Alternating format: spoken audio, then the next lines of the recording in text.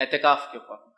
چونکہ اب رمضان ہے، بہت سارے لوگ آخری عشرے میں اعتکاف کرنا چاہتے ہیں، اور بہت کثرت سے لوگ سوالات کرتے ہیں اعتکاف کیسا کرے، کیسے داخل ہو، کتنے دن بیٹھے، کہاں سے شروع ہو، کہاں ختم ہو، کیا کرنا چاہیے، کیا نہیں کرنا چاہیے، کس مسجد میں بیٹھے، مرد ہو تو کیسا کرے، عورت ہو تو کیسا کرے، کیا یہ درست ہے، اس میں بات چیت، بہت سارے سوالات لوگ کرتے ہیں۔ تو میں نے سوچا بہت زیادہ بہتر ہوگا کہ عنوان کی شکل دے دوں، تاکہ جو سوالات ہیں وہ سوالات کے جواب بھی آ جائیں، اور جو ہے میرے علم میں بھی اور سامعین کے علم میں بھی اضافہ ہو جائے۔ ٹھیک، تو بہرحال تو اعتکاف کے تعلق سے میں رکھنے والا ہوں۔ تو اعتکاف کی اہمیت دیکھی کہ نبی اکرم صلی اللہ علیہ وسلم ساری زندگی کرتے رہے، آخری زندگی کے آخری رمضان میں 20 دن کیا، ایک بار نہ کر پائے تو آپ نے شوال مطلب رمضان کے بعد والے مہینے میں اس کو دہرایا، مطلب اس کو کیا، اس سے اس کی اہمیت پتہ چل جاتی ہے۔ اور کیوں نہ ہو، آخری عشرے کی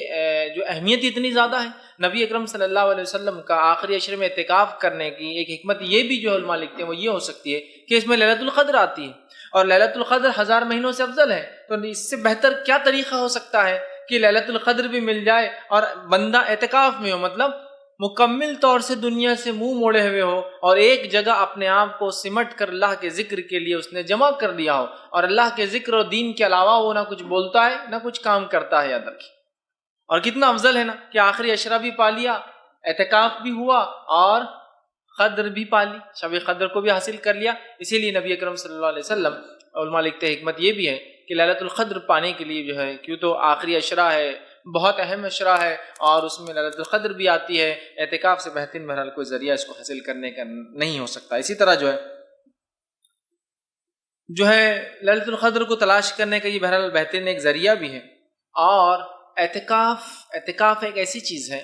اعتکاف کے ذریعے ایک بندہ دنیا سے منہ موڑ کر، دنیا داری سے منہ موڑ کر، اور بزنس اور تجارت کو ترک کر کے، آخری عشرے میں جو بہرحال آج کل کا ماحول ہے، خرید و فروخت، بزنس اور تمام بہرحال دنیا داری سمجھتی ہے۔ رمضان شروع ہوتا ہے، پہلا عشرہ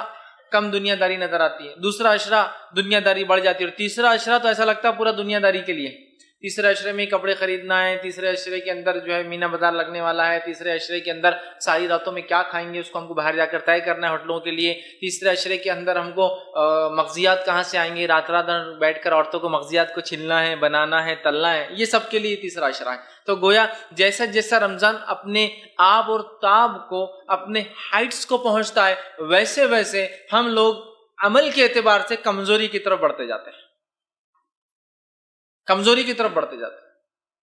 ہونا تو یہ چاہیے تھا جیسے جیسے رمضان اپنے تاب کو پکڑ رہا ہے، اپنے آخر کی طرف جا رہا ہے، اور کیوں نہ ہو کسی بھی چیز کی خاتمے پہ آدمی کو زیادہ غم ہوتا ہے نا،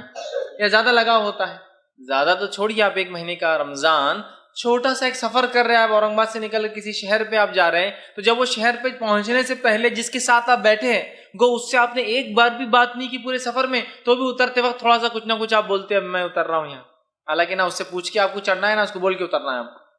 لیکن ایک لگاؤ ہو جاتا ہے صرف بیٹھ کر دیکھنے کو ایک دوسرے سے۔ تو رمضان اب خاتمے کی طرف ہے، اور ہم لوگ دنیا داری کے بالکل عروج پر ہوتا ہے، گھر کی صاف صفائیاں ہیں، گھر دھل رہے ہیں، صوفوں کے کور بدلے جا رہے ہیں، دیواروں کو رونق اور رنگت کی جا رہی ہے، اور صاف صفائی ہو رہی ہے، اور عید کے لیے کیا بنے گا پلاننگ ہو رہی ہے۔ لیکن وہ مہینہ جس کو گزارنا ہے، جیسے جس کے بعد عید آتی ہے، اس کو ویسے نہیں گزارے تو عید کا کیا معنی رہا؟ عید تو اس کی نہیں جس نے کھایا پیا اور خوب اوڑا اور خوب پہنا، عید تو اس کی جس نے تقوی اختیار کیا، اللہ سے گناہوں کی معافی مانگی اس مہینے کے اندر، اور اپنے لیے مغفرت جو اللہ سے طلب کی، جنت کا جو ہے راستہ اپنے لیے بنا لیا۔ یہ اصل بات ہے۔ بہرحال تو ہم جو ہے دیکھتے ہیں کہ ہم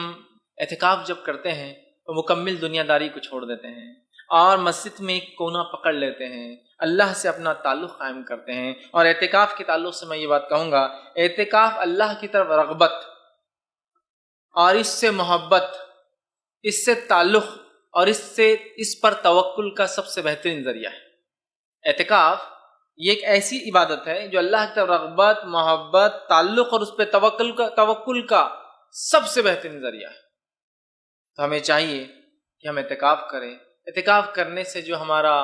دل ہے جو کالا ہوتا جاتا ہے، سیاہ ہوتا جاتا ہے، بلیک ہوتا جاتا ہے گناہوں اور معصیتوں سے، اعتکاف بہترین ذریعہ ہے کہ سیاہ اور کالے دل کو قلب سلیم ہم بنا لیں، ایسا دل جو رب کے سامنے جھکتا ہو۔